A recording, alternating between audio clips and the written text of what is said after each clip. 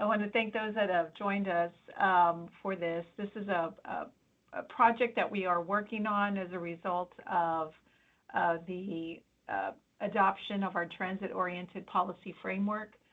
This project is a opportunity to spend the funds that we have available in order to make the right connectivity within neighborhoods to the station areas, especially for the Green Line.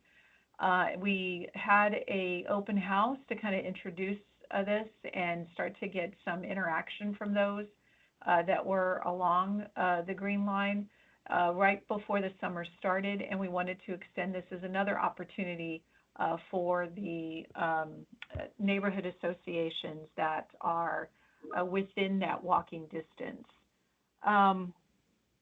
So on the call, we have a couple of team members that I'll introduce very quickly. We have Murray Myers, who's our transportation administrator, Zen Marshall, who is one of our planners on the team, Isaac Levy, who's also one of our planners on the team, Rebecca Passini, she's also one of the planners that we utilize for our liaison with VIA, and as well as David Bebrad, who is from our consultant group to help us with this plan. With that, I think that's all my team. With that, I'll pass it to Murray. We'll go through the presentation, and then there'll be an opportunity for the interaction. But again, it's just information, so that way it introduces you to our website and the many ways in which to provide your input. All right, go ahead, Murray. All right, thank you, Kat. So for those of you who have been in attendance at the open house, thank you so much. We'll be just providing a quick update to you all. For those of you new to the process or to the plan, we'll hope to catch you up by the end of this meeting and show you where we'll need your help. So this evening we'll cover what is this plan, the Better Walk to Transit, how are the stations prioritized, what will come out of the plan, and then where we'll need your help, whether it's problem locations, recommendations, or future meetings. So a Better Walk to Transit, or also called, and if you know city staff, you know that we love our acronyms, also called the Transit Oriented Mobility Improvements Plan, or TOMI. We spent so much time last year talking about Todd. We thought, well, let's introduce a new character this season. So we're going with Tommy. But really, it's all about a Better Walk to Transit, which focuses on identifying and prioritizing infrastructure improvements that will enhance comfort, safety, and connectivity for all of those walking within that half a mile of the bus stations. And those, if you that have followed along, essentially that walk shed or that walk zone, anywhere within that half a mile of the bus station, typically is best practice or proven by data that that's the most walkable area for people. So that's what we're prioritizing in this plan. So how we prioritize the stations, you'll see here, there were multiple factors, and we will spend the next hour going through each one of the 405 cells in detail so that you all are fully caught up. I promise we won't have you all suffer through that. Essentially, there were 15 factors categorized into connectivity, safety, equity, and environment. So we reviewed and analyzed all these factors for all 26 stations to determine what are the 4 that we can prioritize. Now, we would have loved to have done all 26. We just didn't have funding for all, so we had to prioritize. And so just to go into the details a bit, we factored in key destinations, via ridership, what areas in San Antonio in that corridor are the hottest. There may be a greater need for walkability. What areas have a higher percentage of pedestrian crashes? So those are some of the factors we looked at for all 26 stations. And so what we've gone through, for quite a while in this analysis is we ended up with the top scores. And that's what we're moving forward with, the top scores in each of these areas, which are North Star, the North Star Transit Center, Almost at San Pedro, Cypress at San Pedro, and then Steve's at Roosevelt. So you can see the map on the right, those circles, that indicates that half a mile walk zone. Where is it most walkable for people to get to the bus station? And then just really quickly, at the end, we'll share the link to the SA Speak Up site so y'all can dive into that half a mile and provide comments. So we also want to recognize and really thank you all for being involved and being patient with us, because there's a lot of focus on this corridor. We wanted to highlight all of the overlapping studies and the need for coordination. So if you've already provided input on walking networks or walking improvements for the sub-area plans, those comments, that feedback will be incorporated into this plan. So the SA Tomorrow sub-area plans, there's some that are adopted Midtown, downtown, and there's some that are currently being worked on Greater Airport, North Central, and near North. We're also coordinating with other parallel studies. So some of you may have attended the traffic calming studies or the AMPO Walkable Community Workshop. You'll see in red, that's the AMPO area where they're focusing in on. Now, if there's an overlap with those improvements that they found in the walkshed for Almos or Cypress, we'll include those as part of what we evaluate within those walksheds. But at a snapshot, these are all the different ongoing studies in the corridor and where we're coordinating. So what's the goal of the plan? Essentially, it's back to the first slide. It's about a better transit walk. To get there, we'll need a prioritized list of improvements that will increase the comfort, safety, and connectivity for you, for your family, for your neighbors. If you're within that walkshed, it's all about making it safer for y'all to get from your home to the bus station. And so there is a lot of potential for improvement. There could be a wide variety of projects. We'll need your help to prioritize those projects so we can get the best ROI, or the best bang for our buck, because in all cities there's limited funds, so we're going to try to stretch those funds as best we can. Now, to talk about some of the projects and tools, I will pass it to David Bemperod. Thanks, Murray, and great to see everybody. I'm so excited to see familiar faces and to be working on this project. As Murray said, we are trying to get more folks to transit more comfortably, safely, and efficiently. And that includes improving what we're calling analysis attributes, but that's a wordy way to say 11 things that you experience when you're walking to the transit station. Those include things that we're calling walking attributes. That is the width of the thing that you're on, whether that's a sidewalk, sometimes a pedestrian lane, it might be a trail. How wide is that? That determines how many people can be on it at once. How separated is that from the road? That usually is some type of planted buffer. Sometimes you're in a park, whether that's Dora Park north of Olmos Drive, or you're in Roosevelt Park near the Steve Station. That is much farther from the road and more comfortable. Are there obstructions in your way? That can be a power line, that can be vegetation, and how shaded and lit is that surface that you're on? Those are the things that you experience about the thing that you're actually walking on. When you cross a road or a driveway, there's different things that we're measuring. That includes how far is that crossing. The greater the distance of a crossing, the more likelihood for human vehicle interaction, which is the greater likelihood of an unsafe or dangerous or potentially violent human vehicle interaction. So the distance of the crossing really matters. The control of that crossing also matters. Are cars supposed to be stopped at that crossing, at a stop sign or a stop light, pedestrian hybrid beacon? Similarly, how do you transition when you're on a walking surface to that crossing surface? Let's say you're going on a crosswalk. A lot of places, thanks to the great work that the Transportation Department and Public Works have done, include ramps to get you down from sidewalk level to street level. But that's not the only thing that you'll experience. As many of y'all know, those ramps haven't been installed consistently, and sometimes people with limited mobility have to step down. That's not ideal. Similarly, it could be even better by forcing cars to slow by ramping motor vehicles up. And finally, the visibility of that crossing really matters. That includes simple stuff like crosswalks, but that also includes the lighting of the crossing, whether there's a light at night, and is there any type of high visibility signage to alert drivers to your presence while crossing the road. Finally, there are attributes of the context that you're in. That includes stuff like the speed and the number of lanes on the roadway you're next to. The higher the speed and the greater the traffic volume, which is then allowed by additional lanes or supported by additional lanes, that decreases your safety and comfort while you're along it. Similarly, The presence of traffic calming, stuff like speed bumps, bulb outs, chicanes, which we'll talk about in a bit, that slows traffic, can reduce volumes, and leads to an overall more comfortable feature. Now, before we move on, I want to say the 11 attributes that we're looking at by no means are the entire formula for making a place walkable or perfect for a pedestrian. These are the 11 things that the city has direct control over that can feed into projects. By limiting our focus here, this allows us to tailor the most implementable, because we all want to see this stuff get built on the most implementable projects on the roadways.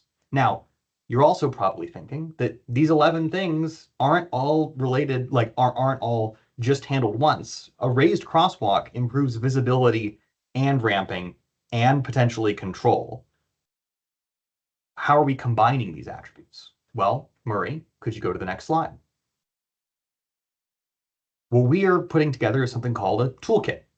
These are sometimes informed by previous city projects or by best practice guidance from organizations like the Federal Highway Administration around the actual physical implementation of a thing that affects those attributes. Up top, you'll see those 4 walking attributes: shade and light, obstructions, buffer, and width.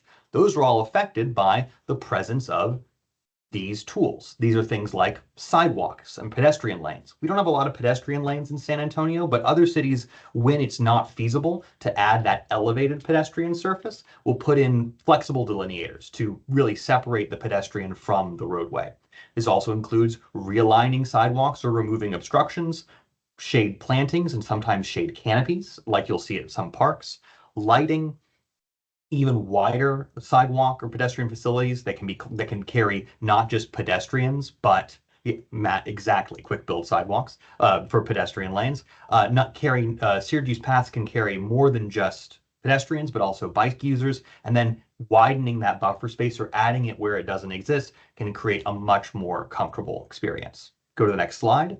This same strategy of combining multiple attributes gets brought in on crossings as well. This can include stuff like stop signs and new signalization. That pedestrian hybrid beacon in the upper left-hand corner that you'll see that's on Fredericksburg, that includes, as you see, signage and visibility enhancements, new control, and crosswalk markings, affecting multiple attributes at once with one tool deployment. Next to it, that crosswalk includes just signage and enhancements, but doesn't actually control vehicles. You can also narrow the crossing by adding in bulb outs. These have been installed all over San Antonio, including in right next to some of these areas on roads like Carolina and Florida, in Lavaca, where at the corners, the curb bulbs out and allows people to cross in shorter distances. The same thing happens when you put in a refuge island, you'll see on some of these mid-block crosswalks around San Antonio. Finally, something that we haven't seen a lot of are these bottom 3, but that are really exciting. Driveway reorganizations, basically improving the ramping, the visibility, the distance of driveways, like shown there in the bottom left. That's on Broadway, just outside of the city limits in Alamo Heights as part of a new development. That driveway has visibility enhancements and is a shorter distance, and where pedestrians don't have to cross inbound and outbound traffic at the same time.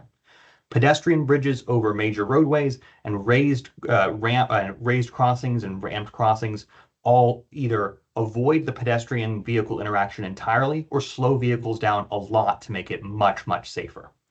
Next slide. Similarly, there are a whole set of traffic calming tools that y'all are likely familiar with in San Antonio, because the Public Works Department, most recently in 2022, but going back nearly a decade now, has had a traffic calming toolkit. This includes stuff like speed bumps that y'all are very familiar with, but also includes things like chicanes, curb extensions and road diets, half closures and full closures, all things limiting vehicle traffic, but making the whole roadway safer and more comfortable for pedestrians.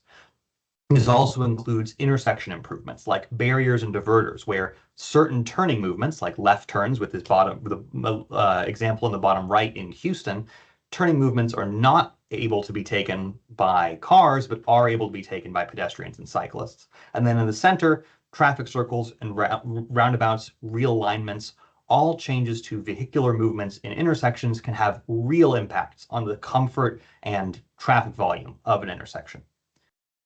But you're probably wondering, okay, that's a lot of tools, David, and it's a lot of attributes that we're affecting with these tools. How are these prioritized? Go to the next slide, Murray. Like Murray said, we're looking within that 1/2 mile, let's call it a buffer circle, around that transit station at the center. Everything within that circle, we're recording the attributes of every single walking surface. That includes whether there's a sidewalk present, the buffer area, the control of an intersection. All of those 11 attributes are recorded for everything that you can walk on within this area. Then, using it's called network analyst, but really we create that walk zone, the area that you can walk within a 1/2 mile of you actually walking from that transit station. Not just a 1/2 mile as the crow flies, but where can you actually walk to? Once we've determined how far you can actually walk, we determine what's stopping folks. Why can't you walk farther than that? Sometimes that's just the layout of roadways, but in this example, that includes things like rail line crossings that just aren't safe, sidewalk gaps, lack of crossings and crosswalks at intersections, lack of control at dangerous intersections.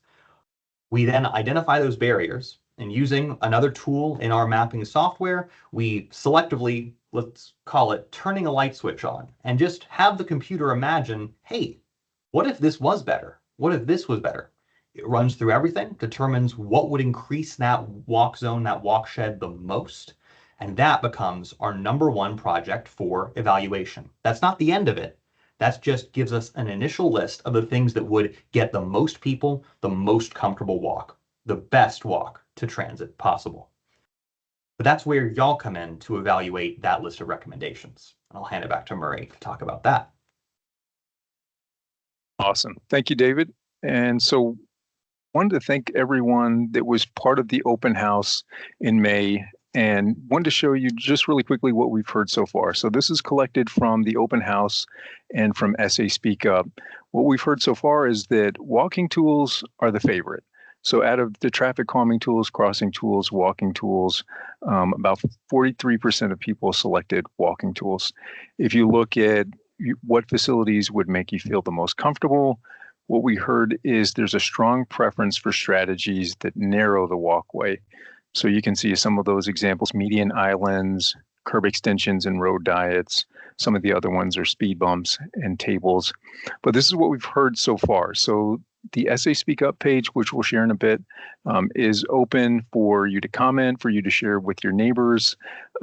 Looking at traffic calming tools, you may find there's something else. Maybe you want a personal police escort or a crossing guard for adults on San Pedro.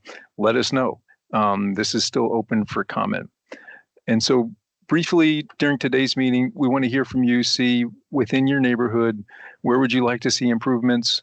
If you want to drop some comments in the chat, that's cool. If you want to unmute and let us know, that's great as well. Or if there's anything else we're missing. So I'll stop for a second and open it up before we move on and close out the presentation.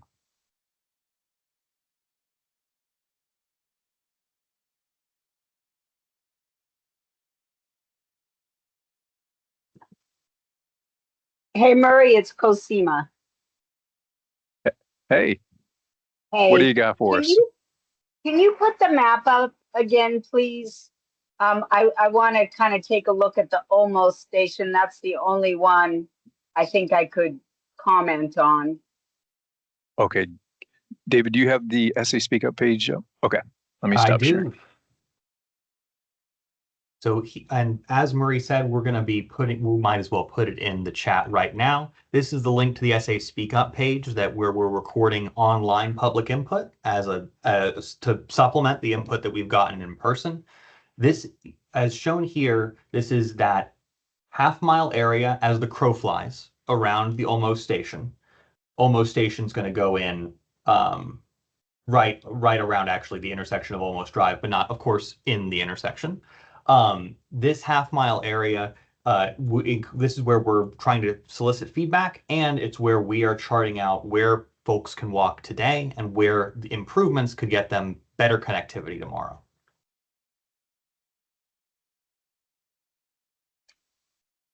Okay, I would make a comment of an issue that I run into on Hildebrand. Mhm. If you'll notice that south of Hildebrand, there's nothing like between Beacon and San Pedro, you can't get through. So I go up Beacon to get to Hildebrand. And then as I'm coming along Hildebrand, even though I'm on my bicycle, a lot of times, depending on traffic, I'm riding on the sidewalk. Mhm. And one of the problems is when they years and years ago widened Hildebrand, it encroached into the parking in front of those stores. And so if there are vehicles parked in those spaces, it is often encroaching into the sidewalk. And even if it's not line of sight, is really difficult. So Mhm. it's not a nice way to go. And unfortunately, because of the train tracks south of Hildebrand, it's hard to get through. So it becomes, because I don't want to go through earlier and have to ride up San Pedro, then I'd rather be on Hildebrand than San Pedro, actually.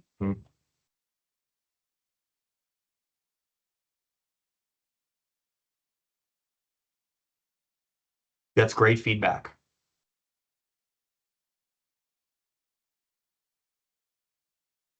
Yeah, thank you for that. Anyone else? And if you need time, that's also cool. We'll share or you already have the link, but we'll show the QR code at the end as well. Hey, I guess I'll just kind of jump in. I guess for your the toolkit y'all are developing, how are y'all taking into account? I love the different, different tools you're looking at. How are things like green infrastructure being taken into account for, these different implementation concepts? I've seen places like, again, I know we were building off of current tools, maybe from the city, maybe some new ones. But, thinking of maybe like there's bulb outs that could have, some low impact design or low impact development opportunities, or, which can also, again, help with traffic calming, help with the general environment, but also provide, cooling elements to the pedestrians and cyclists who are getting around. Like today I was scootering through downtown and I could feel the heat in the afternoon. It felt like 200 degrees on the asphalt. So again, as we're talking about climate and issues, like, I'd be great to see how, climate resiliency solutions are included as a forefront as part of the solutions. Murray, if it's all right, I'm happy Yeah. to answer that one. Yeah, go ahead. So, Joey, as you probably know, doing what you do, the deployment of green infrastructure, whether that's water permeation and biofiltration tanks or planters, really they depend on the conditions on site. Because we're making this toolkit as generalized as possible, meaning deployable in any space. We're not saying that every bulb out has to have green infrastructure. We're not saying that every roundabout, any or mini traffic circle has to have a tree at the center. But every time we once we have this list of projects, we're going to evaluate every single deployment for potential deployment of green infrastructure because, as we said earlier, shade is one of our evaluation criteria. It's one of our attributes that we know we can affect. So anytime that we're looking at deploying, I think a bulb out is the best example because you're likely touching on an existing buffer, meaning where there's existing soil and a lack of road base. We're going to evaluate, can we, rather than just putting in concrete, put in foliage and green infrastructure of some kind. It's not built into the toolkit. It's kind of a modification, and you'll be able to evaluate which ones are modified at our next round of community engagement, which we'll talk about here in a sec. Okay, Yeah, definitely. yeah, go ahead. Yeah, Joey, that's great. So I would say anywhere where you or your network thinks that there needs to be more shade structures, drop that pin on the map so that we can consider it. And just to add on, we're also coordinating with the arts department because they have various projects like art as shade. So there may be other enhancements we can do within that walking zone. And I'm seeing Andy's request to look at Cypress and San Pedro. All you. Oh, I just wanted to look at the close-up just a bit. I couldn't see it that well on my computer screen. No Just- problem. Yeah, no, this is great. And I really appreciate the attention to the shade, especially as you get closer to the urban core. There's just so much hard surface. So I think that's really wonderful that y'all are seeking solutions there. No, this is helpful. Sorry, I couldn't see it that well. So this is great. No worries. And please feel free to click around. You can see what other folks are commenting and actually comment on their comments. So if you like an idea, we will know if you comment on it. Yeah. And I was just, I'm thinking also about SAC and, obviously it's getting close to where Fox Tech High School and CAST and some of the other, student areas are. So I think this is also super helpful. So thank you. And I'm not going to waste anyone's time and I will, No I'll problem. take that offline. Okay. Thank you. Thanks, Andy. Anyone else? Murray, Cosima, can I add almost to the shade tree list, please? Because people walk along almost from San Pedro when they exit the bus to go to HEB. And there's no shade there until you get onto the other side of really, there's no shade at all, even into the HEB parking lot. So it's a pretty hot stretch. I gotcha. Yeah, Absolutely. I Thank think you. they have maybe a couple of shrubs, but not significant tree coverage on that road.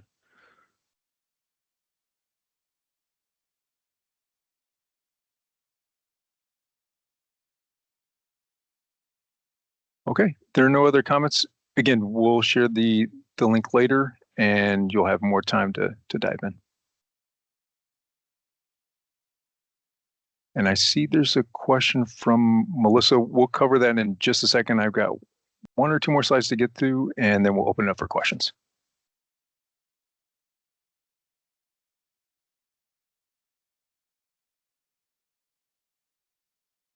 So as of today, we are looking at understanding the existing conditions, what's on the ground now, what are some potential improvements, what are y'all telling us on SA Speak Up, what are some of the comments?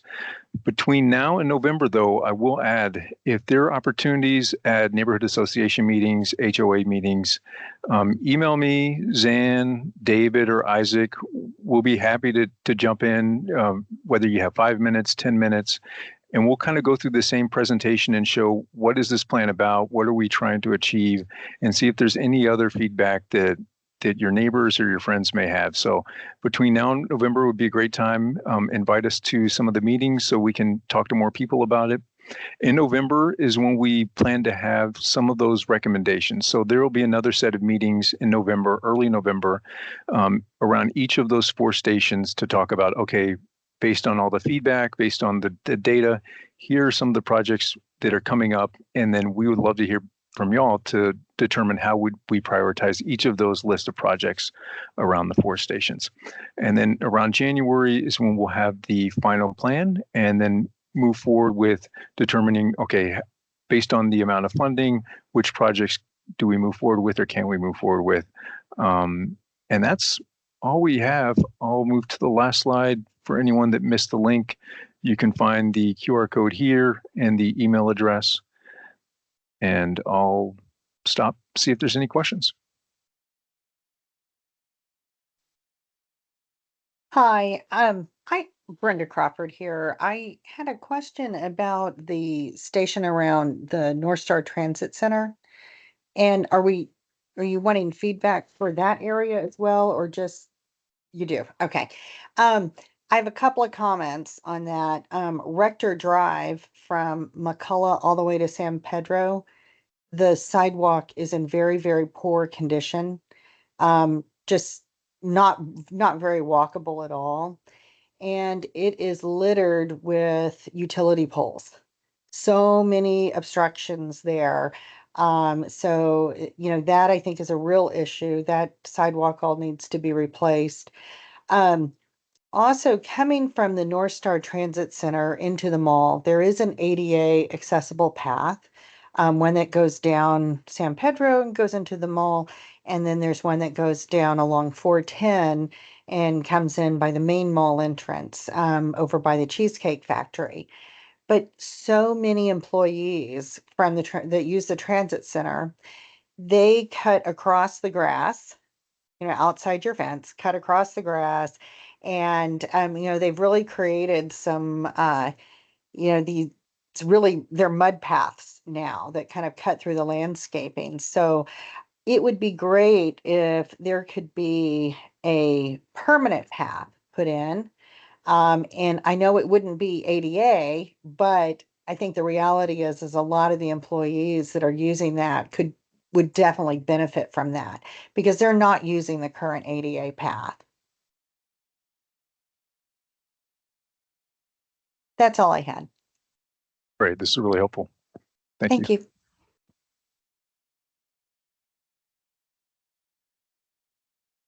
All right, I'll start going through the questions in the chat from Joey. How long will you all be receiving feedback on the Essay Speak Up page? David, I think we're going to have it open for maybe another month. Yeah. Okay. So there's still time for y'all to drop in comments, share it, and we can send out another reminder in a couple weeks before we close it. And then from Melissa, just a point of clarification, are these walkability analysis separate from the VIA build timeline? Yes. So our plan will be finalized in January. Then we'll move forward based on the prioritized projects with the design and then implementation, which will be on a slightly different timeline than the VIA green line. And Melissa, feel free to jump in if there's any other questions. I'm just in a really loud gym, so I don't know if you guys have good audio for me, but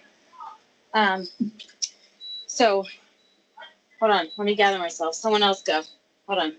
I'm trying to go with quiet spot. Okay, I'll jump to Monty's question. What are the guarantees that the city or whoever is doing this will properly maintain and curate the proposed trees in the long run? So based on how hot San Antonio is, how hot it's going to get, and the tree coverage we'll need, it'll probably be a combination of city and the neighborhood association. So within the right of way, what we would most likely use, I mean, and no guarantees, is we would work with the Parks Department and utilize the tree mitigation fund.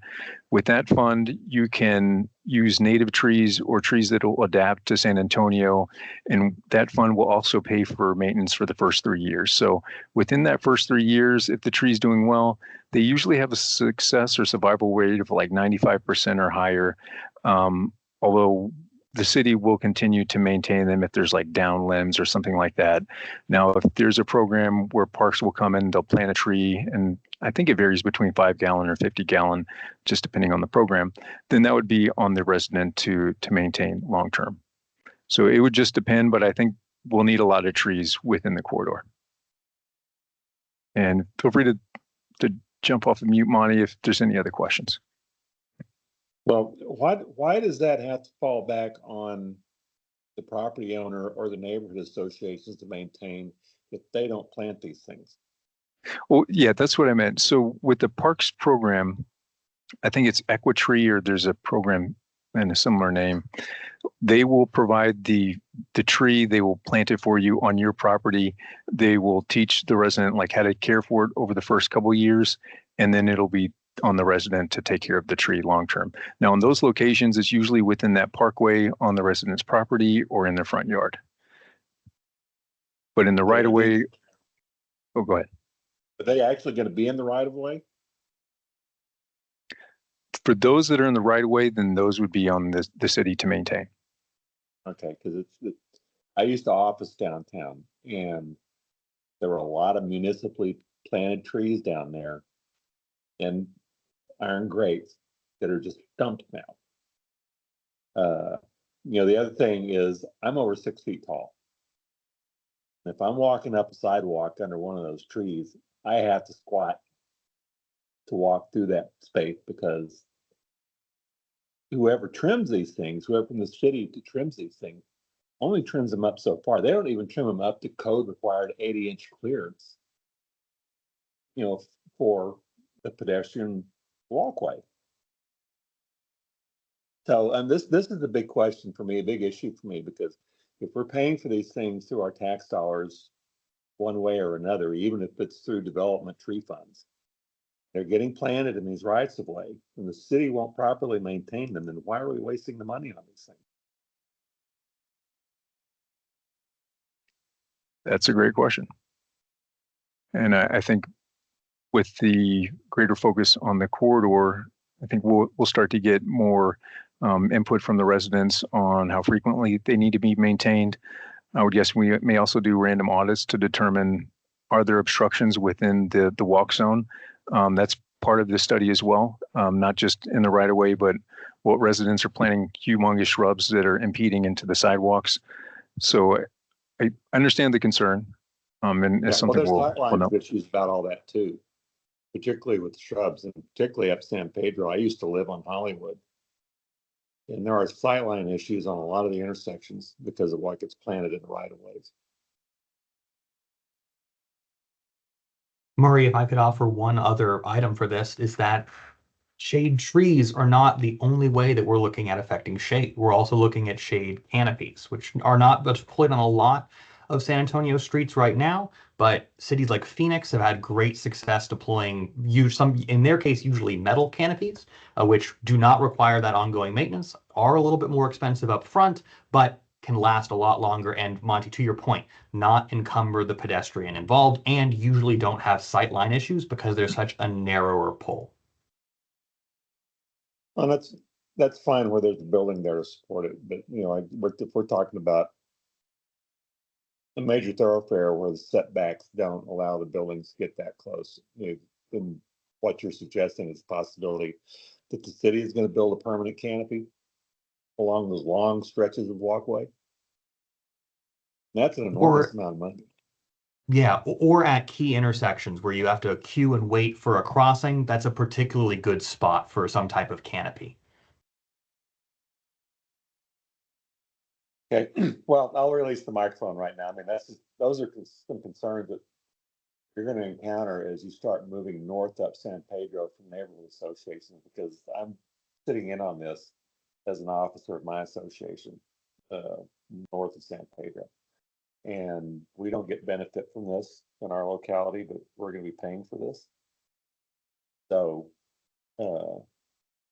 I will find a way to comment and ask questions about what y'all are going to do to actively reach out to neighborhood associations, because the city has a database of that. And I think y'all probably really ought to make a huge effort to contact neighborhood associations and give these presentations to access a broader range of input.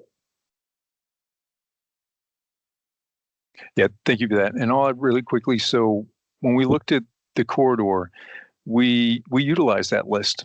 And if it was within that walk shed, that half a mile, or even slightly out of that, like Lavaca is like right on the edge, probably outside of that walk zone, we included them just out of courtesy to give them the opportunity to comment whether they wanted to, or they maybe not, maybe they want to join in on another conversation. But we utilized that list to inform everyone. And even for the open house in May, we utilized the same list and contacted the council offices so they could distribute the information.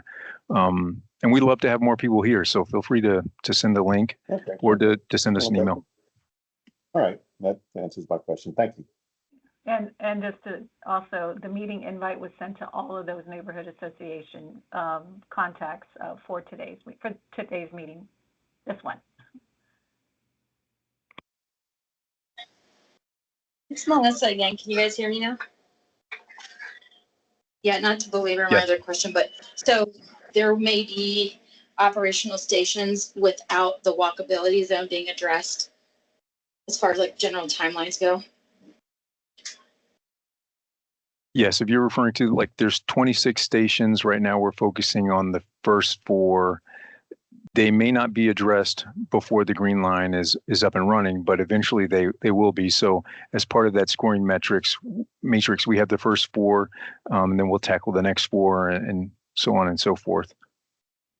Let me also just kind of chime in. So as part of the project that VIA is doing, wherever those stations are, they're providing that sidewalk infrastructure, especially along San Pedro.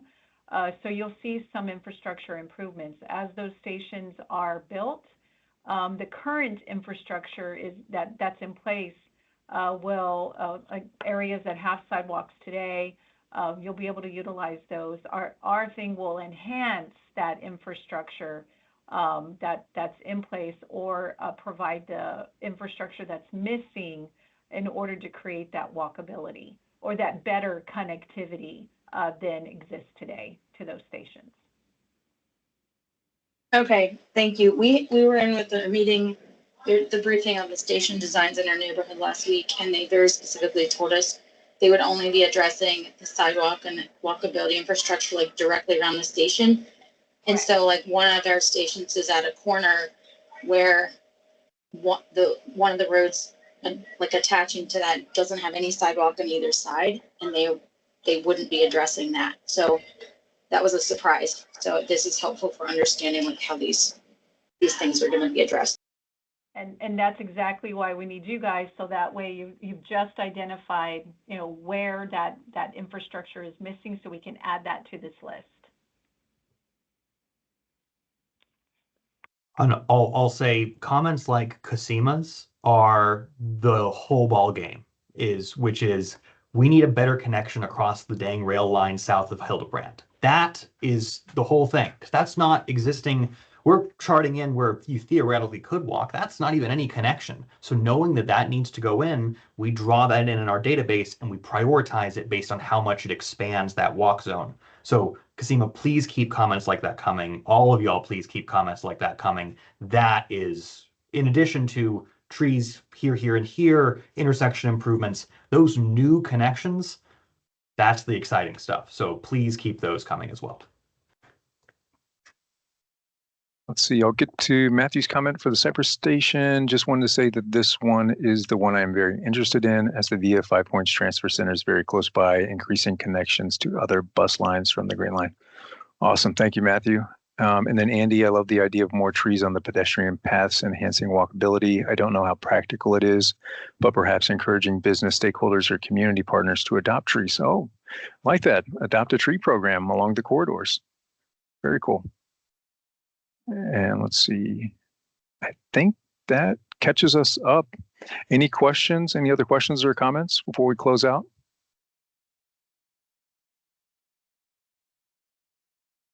All right, well, thank you all very much. You have the link to the SA Speak Up page. We will email that out after this meeting.